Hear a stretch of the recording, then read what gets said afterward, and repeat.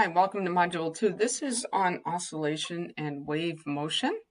Here you'll see a spring going up and down, and we also have things like ocean waves, which have the same sort of motion here. So here you see waves, here you see a spring, which is kind of like a shock absorber in your car. So we'll talk a little bit about these. So, there are kind of a lot of topics within here.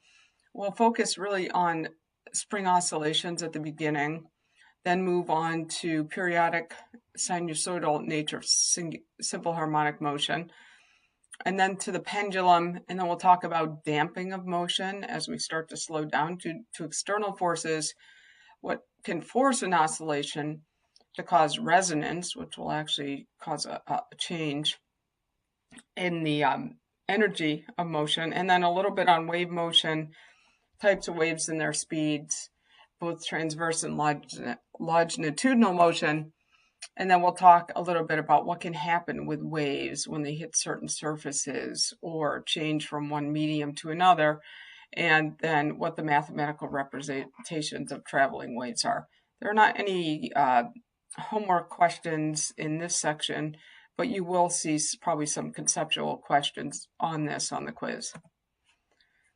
So when we look at simple harmonic motion, what we see is if you take a spring here and has some mass on it and it's at an initial displacement of 0, excuse me, and you pull it back and you displace it, there's going to be some restoring force that tries to push it back. And that change in length we can refer to as x. And then as this goes back, it compresses the spring and then returns to its original position. So if there's no loss of energy, this thing will just keep going back and forth. And interestingly, and we'll talk a little bit more about this later, it forms a sinusoidal curve when you look at the motion in terms of if we start here and then we displace it to some maximum amplitude, what will happen is it will, and this is plus x here, it will go down to its final amplitude here, which amplitude is just the maximum displacement from its starting point. So we can write this mathematically as a sine or a cosine wave, and I'll talk more about that later. So if we assume that a surface is frictionless, and we've talked about this a little bit in Physics 1, then what we can do is determine that the force that is placed on a spring is equal and opposite to the displacement x, all right, displacement, times the spring constant, k. So k, as we know, usually will have units of newtons per meter. So the force exerted by the spring depends on the displacement. We can take that and quantify it, or take that proportionality and turn it into an equation by using the spring constant as our constant value to make this an equality. So the minus sign of the force just indicates that it's a restoring force. It's the direction of the force. Remember, forces are vectors, so they can have positive and negative directions. K is the spring constant. And the force isn't constant, so the acceleration is not going to be constant, and we'll see that later on, how we calculate acceleration. So typically we measure the displacement from the equilibrium point, its starting point. And as I said, amplitude, which we characterize as capital A, is the maximum displacement. And this motion back and forth here is showing a half a cycle. And the period is the amount of time to complete one whole cycle. And remember, this is a capital T. We talked about this in Physics 1. And frequency is the number of cycles per second, and that's a small f. And remember, period and frequency, the frequency is equal to 1 over the period. A period, we usually have units of seconds, and seconds to the minus 1 are known as hertz, frequency units. So if the spring is hung vertically, the only change in its position is the point at which the spring force, this restoring force, equals the gravitational force or the weight. because if the spring is sitting here and there's no weight on it, there's not going to be any displacement. But if we add this mass, then that spring has to pull up. Remember, static equilibrium, the sum of the forces have to equal 0. That restoring force has to be equal and opposite to the weight, or else the spring is going to basically just keep going down and then potentially fracture. So any system where that restoring force is proportional to the negative displacement is in simple harmonic motion, and it's called a harmonic oscillator. So SHM, simple harmonic motion. So let's look at potential energy in simple harmonic motion. Recall from Physics 1 that when we looked at mechanical energy, the potential energy was equal to m times g times the change of position. And for a spring, and we won't go back and calculate this, the potential energy of a spring is given by 1/2 kx squared. So the total mechanical energy is thus given by the sum of these two. And this is equation 11.3 in your book. So as long as we're in a frictionless environment, which we typically assume, then the total mechanical energy is conserved. And again, from Physics 1, that means that the initial energy is equal to the final energy. So we can use that when we go about solving problems. So if the mass is at its limit of motion, meaning it's at its most extended or most compressed point here, and what is that going to be? That's going to either be negative amplitude, which is the negative of the maximum displacement, or the positive amplitude, then all the energy is potential energy. And that's what this is showing here. If it's at its equilibrium point, it's going to have a maximum velocity, and it's all going to be kinetic energy. And we can determine the energy at the turning point, right? Because if there's no kinetic energy, that equals 0. And so the energy at that turning point is equal to 1/2 k times the amplitude squared. Because remember, amplitude is a displacement. And so if we're at the maximum displacement, x, that equals the amplitude. So the total energy, and this is kind of a long derivation, I'm not going to go through it, is therefore 1/2 ka squared. And if we go through and write this and assume that energy is conserved, so here we've got potential and kinetic energy of the spring. And here we're assuming that there's no kinetic energy, it's all potential energy. And solve this, and again, if you want to see the derivation of this, you can certainly look in your textbook. Then we can determine the velocity as a function of position.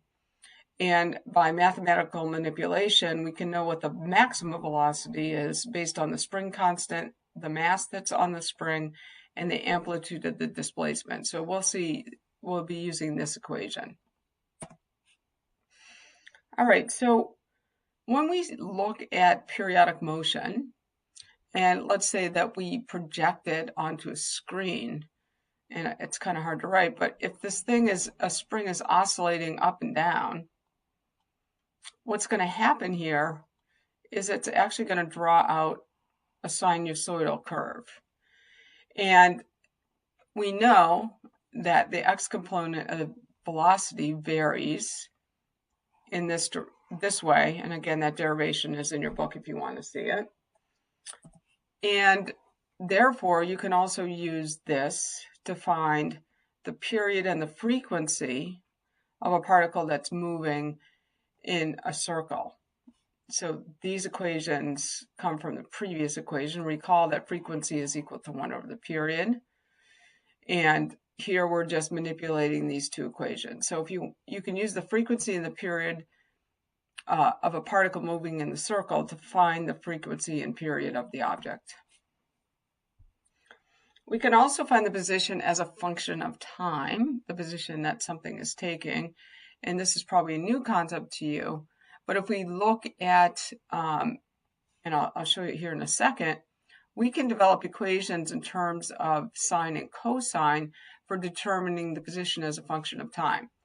I will warn you that when you're doing calculations involving these, and you'll see a problem in the recitation, the last problem that does a calculation like this, there are no problems in the homework, that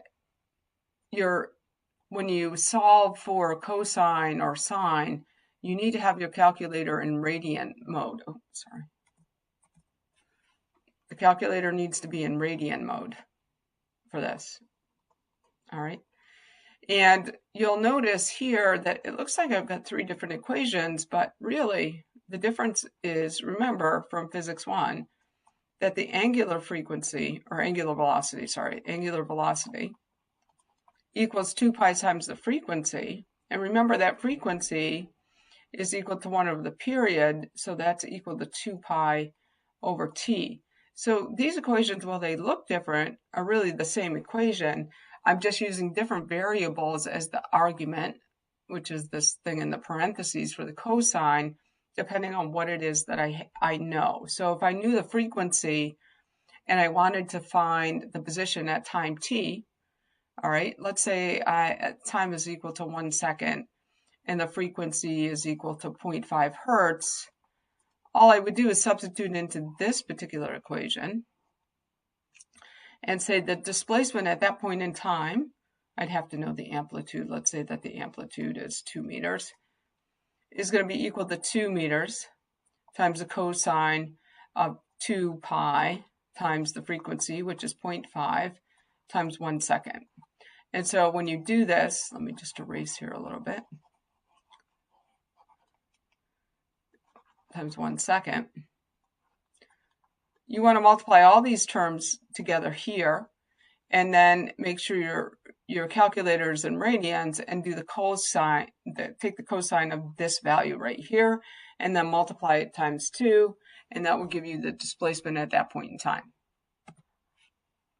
All right, so this kind of shows it a little bit better. Where did that equation come from? Again, if you take the spring as it moves up and down, here, let's say it displaces more, this is going to draw this curve. Now, there are 2 different ways that these are typically drawn.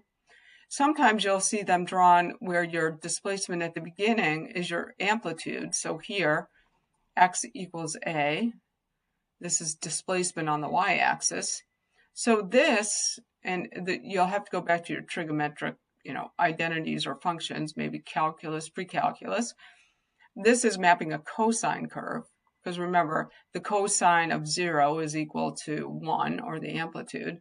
And if you start with 0 displacement, it's going to map out as a sine function. So these are just offset by 1/4 of a period. Another thing is, when we look at how much does it displace over a period, and you'll see a question like this, if this has an amplitude of 1 meter, how far does it move over 1 period? Well, it's going to move 1 up, 1 down, another 1 down, and another 1 up. So it would move a distance of 4 meters based on that amplitude of 1. All right, so we can also calculate these, and if you've taken calculus, and you don't need calculus for this, this is really the first derivative of the displacement, gives you the velocity, and the second derivative gives you the acceleration. You don't have to worry about the derivation of this, but if you want to know the velocity at any point in time, it's just going to be equal to minus v max sine of 2 pi t over t. And remember, you may also see this as, sorry, I need to go back here. You may also see this as omega t, right? Because that's the same argument. So it depends on what you're given. And then the acceleration, which this is coming from Newton's second law. Remember, force equals ma. We can also express force in terms of minus kx if we're looking at a spring. This derivation is based off Newton's second law. But the acceleration at any point of time is equal to minus a max times the cosine of 2 pi t over t, or again, it could be the cosine of omega t. And this assumes that you're starting with a cosine function, right, for the displacement. Then this is a sine function. and this is a cosine function. However, if you started with a displacement of 0, you were at equilibrium, x would be a sine function, and then v, the velocity, would be expressed as a cosine function, and then the acceleration would be expressed as a sine function. So you might see differences there. So how is this used? Here we have a problem that's worked out for you. You've got a 2 kilogram block. You know the spring constant for this, and you know the maximum displacement A, because this 0.02 is giving you the amplitude. So the amplitude here is 0.02, and the question is asking you to find out determine the equations of motion. So to determine the equation of motion, and we won't worry about the phase shift. Sometimes you can shift it off by a little, but we're going to assume these are all 0. We know that we can express the displacement as the displacement at any time t is equal to the amplitude times the cosine times omega t. All right. So how do we find that? Well, omega is found by using 2 pi over the period, right? 2 pi f, or 2 pi over the period, equals omega. So you can find the angular acceleration. V max, and I'm not going to go over these derivations because they are listed elsewhere if you want to take a look at them. The maximum velocity, linear velocity, remember, is equal to, remember from previous chapters, linear velocity is related to angular velocity by the radius. In this case, our radius is just the amplitude. And then the acceleration, recall from physics 1, is equal to, is the acceleration, the linear acceleration is equal to alpha times r. And again, our radius now, because we're looking at a displacement of a spring, is equal to the amplitude. So here we go, the alpha max is equal to the amplitude times omega squared. All right, so once you know these values, you can determine your equations of motion. Again, we're assuming that we're starting using a cosine function because it's displaced from its starting point, so we're up here. All right, so the displacement equation is given as x of t is equal to a times the cosine omega t. And at any point in time, you could calculate out the displacement because we know omega and we know the amplitude. And the velocity is given as minus v max sine omega t, and at is equal to minus a max cosine omega t. All right, moving on. So pendulums are basically just mass at the end of a lightweight cord. And actually, you can mimic your leg as a pendulum because if you think about it, you're hinged at the joint and your leg just swings back and forth with a periodic motion. And in order to be in simple harmonic motion, and you don't need to know this derivation, what we know here, and again, going back to physics 1, if there's some tension in the string, if this is a pendulum, and you have any mass on it, that mass is going to have a force, the downward force, which is the weight. So that restoring force is going to be equal to mg times the sine of theta. All right. So when we take a look at pendulums, we can approximate here just using theta, because for small angles, the sine of theta equals theta. You can just approximate that.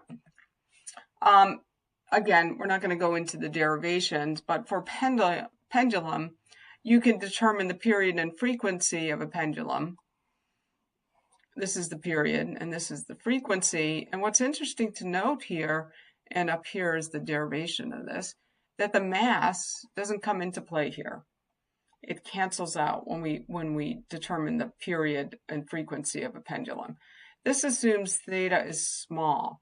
because as you increase the displacement, you cannot make the assumption that the sine of theta is equal to theta.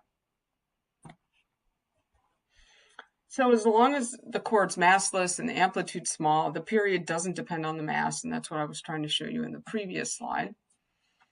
Another concept that we get into is damping of motion. Anytime, and you'll see this if you take a spring and you pull it down, what'll happen is it will go up and down, and then it will slow down and it will just return to its resting position. What's causing that spring to slow down? Well, there's a couple things. There's frictional forces probably up here, and then there's also the air resistance each time that moves. So this is known as damping, all right? And typically you'll see the same sinusoidal function, but it will get smaller and smaller. So that just means you've got a damping going on. What happens is, if you didn't have damping, like say you took something, you might get a few oscillations before it comes to rest. And here you can set it back to equilibrium by basically just damping it quickly, just pushing it back. And then sometimes you get what's known as over-damping, and you don't need to worry about this, but this is, if you slow the system down so much, it takes a long time to get back to equilibrium. It will go slower and slower, and then it will eventually get back there. So there are systems where you want damping, and there are systems where you don't want damping. So clocks and watches, you don't want damping. Old clocks and watches obviously used to work with a spring, but there are systems that you do want to have damping because you want to take that force and damp it as much as possible in order for it to be that force to be transferred elsewhere. And so where do we use this? We use this in shock absorbers in your car, and basically in areas where you've got earthquakes, they use it for earthquake protection. So when you get a large, bounce here of force up, what this does is this coils a little bit, and there's a fluid in here, and then it takes that motion or energy and dissipates it over a relatively short period of time. So sometimes what you get is what are known as force vibrations. That occurs when there's some sort of driving force. And this occurs when you have the frequency at the same frequency as the natural frequency, and the amplitude gets to be very large. And this is known as resonance. So what happens here is that basically you're going to get a resonant peak that will depend on the damping. So like damping, resonance can be wanted or unwanted. When you have resonance in musical instruments, we use this to get overtones or to make it sound louder. And also in TV and radio receivers, we do have resonance occurring. All right, another, just look a little bit more, since we're looking at periodic function, simple harmonic motion, this also equates to wave motion. So if you have a wave that travels along its medium here, all right, the individual particles are just moving up and down, but the velocity of the rope is moving up, but the velocity of the wave is moving from left to right. So this wave is propagating from left to right. And all types of traveling waves support some sort of energy. So when you start to have waves, and here you have somebody that's starting this along, if you start with a single pulse and it begins with a vibration, this person lifts up their hand, it vibrates through, and then they keep doing this, what you're going to end up doing is finding that you have a vibration that is, can be simple harmonic motion, and then the wave becomes sinusoidal, meaning it goes up and down the same way that we see a sine curve. So waves have certain characteristics, and this should be reviewed for you. But the amplitude is the maximum displacement, and we just saw that with our springs. The wavelength is the time from peak to peak, or trough to trough, or any 2 points that are at the same distance here. This would also be a wavelength, trough to trough. And then the frequency is how fast the wave is going by a certain time. And then the period is just the number of cycles per second that we see. So we can determine the wave's velocity by taking the wavelength times the frequency. And you should have seen this earlier in the course. So there are two different types of waves. There are waves that where the wave can be either perpendicular to the wave direction or parallel to the wave direction. So the motion of the particles can be perpendicular to the wave direction, or it can be parallel to the wave direction. So here, this wave is moving left to right here, and the particles are moving up and down. So this is a transverse wave here, and we'll see these more in the next chapter, and we'll discuss them quantitatively. We have compressions and expansions here, and the motion of the particles is parallel to the motion of the wave. So this is a longitudinal wave. I kind of think of it as a long wave. All right. So sound waves are longitudinal. Okay, they have compression, and then they have areas of expansion. We'll talk about these more in the next chapter. Earthquakes are interesting because they can produce both longitudinal and transverse waves. Longitudinal waves can only propagate through a fluid. In the case of hearing, the fluid is air. But a fluid has no restoring force. So the other type of wave that we can see here are just surface waves, and these travel along the boundaries of two media. So when a wave reaches the end of its media, all right, but let's say that the media can still move, what's going to happen is it's going to be reflected, and its reflection is going to be upright, all right? However, if a wave hits an obstacle, like it does here in A, it's going to be reflected, and its reflection is going to be inverted, all right? So if it reaches the end of a medium and it's still free to move, like reaches the end of this fluid, it's going to come back and it's not going to be inverted. But if it hits a barrier, an obstacle, when it gets reflected, it's going to be reflected in an inverted way.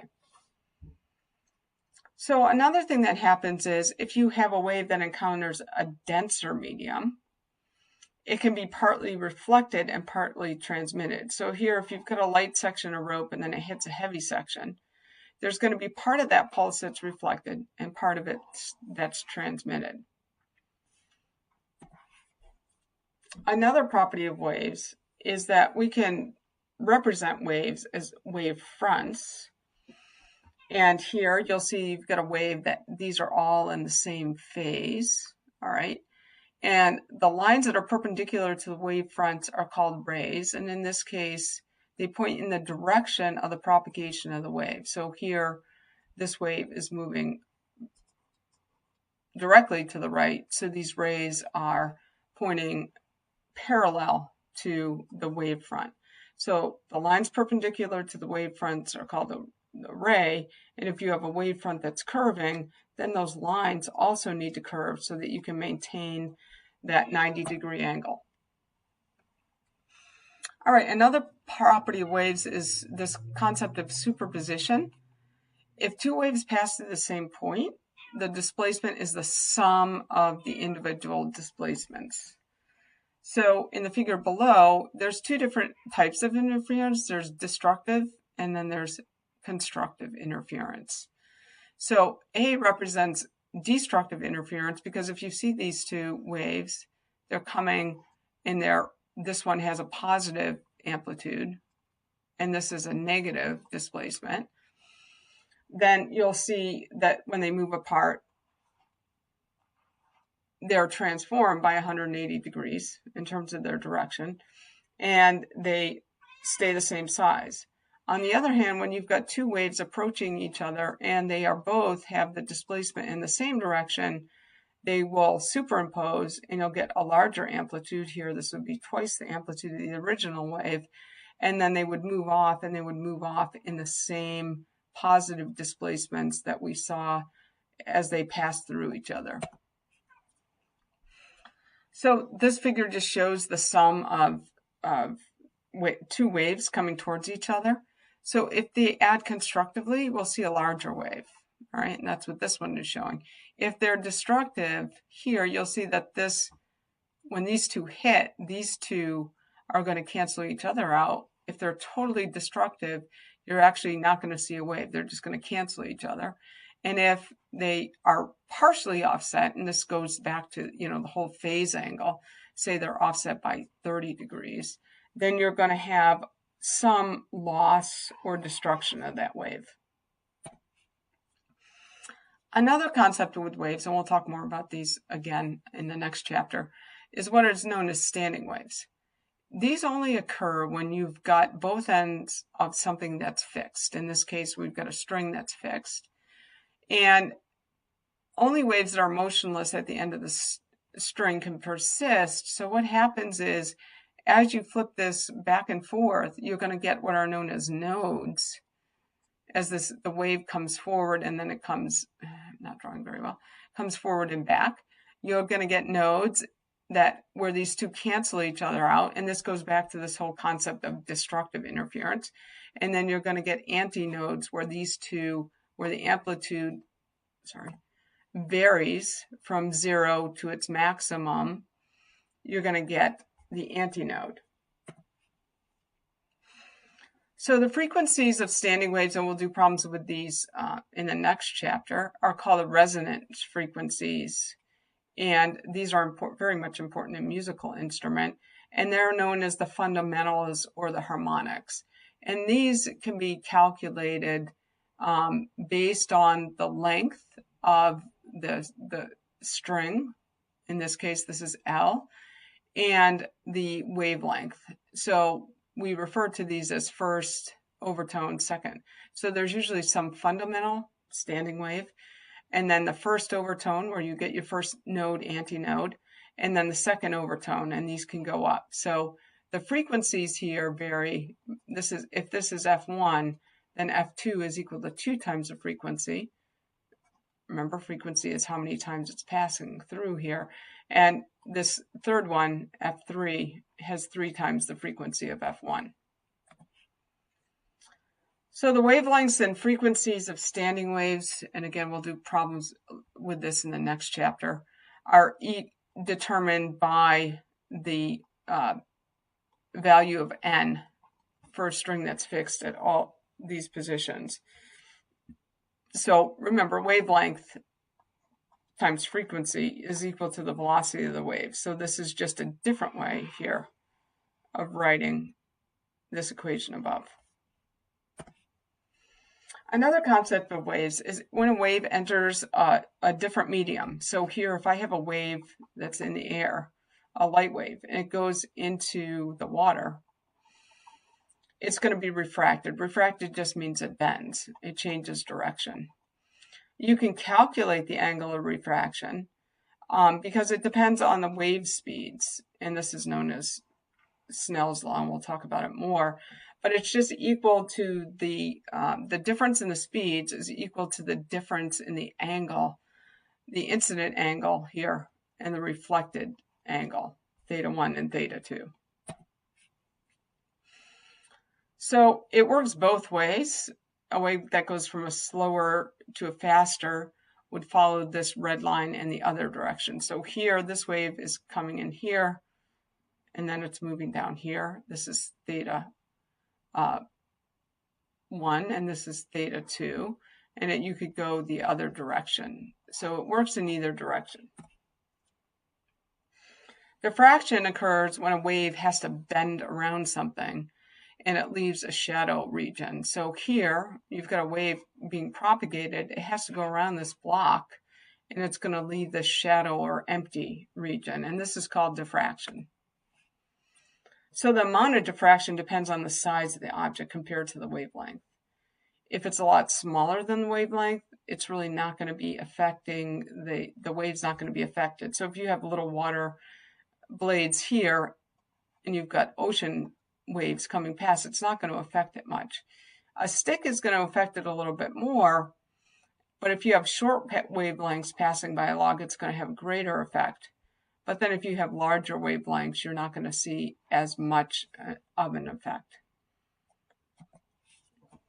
All right, we've already talked about this. This is the last section. Here, we've got a snapshot of a wave at a single point in time. And below this is the same wave is shown traveling. So the wave at time t equals 0 and the wave at time t equals t are just the same, but they're just offset by some angle. And this angle typically is equal to the displacement difference between this. Remember, x is equal to v times t. And if we did this mathematically, this would determine what the phase angle is. But that's beyond the scope of this course. We're not going to do problems with phase angles.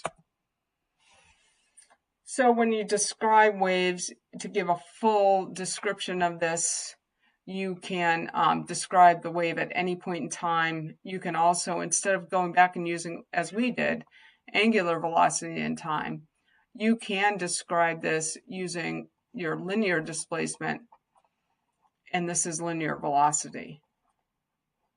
But for our purposes, we will just use equations that I described earlier for problem solving. All right, so for simple harmonic motion, the restoring force is proportional to the displacement. This sets us up for force is equal to minus kx, or Hooke's law. The period is the amount of time required for one cycle, and the frequency is just 1 over the period. We can determine the period for mass on a spring, this equation, and there's an equation sheet posted that I would take a look at. You may also want to include the equations for each of the sinusoidal functions I gave you and the maximum velocity and acceleration. Simple harmonic motion sinusoidal, the energy changes from kinetic energy to potential energy back and forth. If there's no damping, conservation of energy applies, so the initial energy equals the final energy. And a simple harmonic motion can be approximated in a pendulum if we assume that theta is small. And if we do that, we can also eliminate the mass. You don't need the mass. If we have a harmonic oscillator and frictions present, this results in the motion being damped. And if an oscillating force is applied to simple harmonic motion, its amplitude is going to depend on how close to the natural frequency it is. If the force causes a frequency that's close to the driving frequency, it will increase the amplitude and result in what's known as resonance. And just when we go, we'll talk a little bit more about this in terms of sound waves. Vibrating objects can be sources of waves. They're either pulsing or continuous.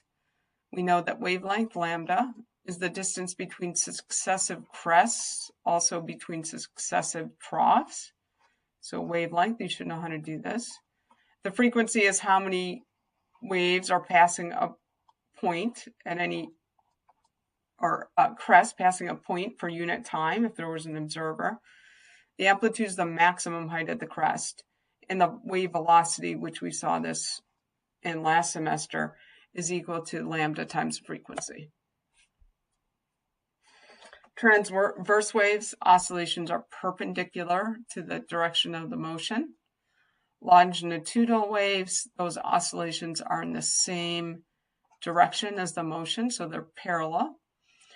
We did not talk about intensity. We'll save that to the chapter on sound. And we will also talk a little bit more about angle of reflection and angle of incidence when we talk about sound. So when two waves pass the same region, they can interfere, and it can either be constructive or destructive. Standing waves are produced when a string is fixed on both ends, and the waves that go are at resonant frequencies. Nodes occur when there's no motion. All right. Antinodes occur where there's motion. So these are antinodes. These are nodes. And waves refract when they enter mediums, and they diffract around objects. So when waves enter different mediums, they tend to bend, and they diffract to get around objects and cause shadow.